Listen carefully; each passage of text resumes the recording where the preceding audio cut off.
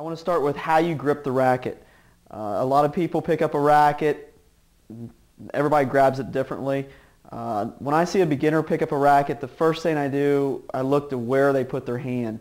Now, what I want to talk about mostly is the position of the hand on the grip. The grip's going to be about 6 inches long. A lot of beginners make the mistake, the first thing they do when they grab it, they choke up on it. I don't know if it feels more comfortable or more in control of the racket head by gripping it up here. What I would like you to see is actually moving your hand down the grip, not choking up like on a baseball bat. You can see right here by the butt cap how much room I have at the end of the racket here. So you notice I'm going to slide my hand down cap. So if I move my hand down, if you look at it real again, I have my pinky is going to be all the way at the bottom of the butt cap of the racket. There's no space between the bottom and my hand. The next thing is, once you've achieved this, where you put your hand on the grip, the next thing is what part of the grip do you want to be on. Now, most people have maybe even heard you want to start with a handshake grip. I think that's a good way to start. Put in your hand, getting familiar with it, a handshake grip, like you're shaking a friend's hand. Putting your hand on it with a handshake. That's a good starting point. Now, we're going to go mostly by the V in my hand here. If you can see the V in my hand, you noticed on your racket here, hopefully, every racket I know does, has bevels on this racket. You can see it, there's a flat spots on about every quarter of an inch or more, or half inch.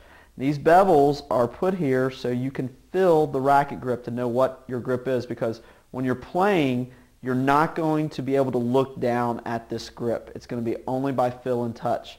You're going to be watching the ball and watching your opponent, hopefully. So I've got my handshake grip. Now, most of your new rackets, most of the guys on the tour today, myself, I included, everybody I teach, I tell them to slide their hand over about a quarter of an inch. I don't have a measuring device on me, but I'm moving my hand over to my right. I'm sliding my racket. You're going to see my racket tilt to the left, just so slightly. Okay? Now if you look at this, the bevel, I've went from a handshake grip over to the right so slightly. Now they do have names for different grips. I think it's a little bit confusing. I try to stay away from a lot of technical names. If you wanted some names, you probably heard it around the club.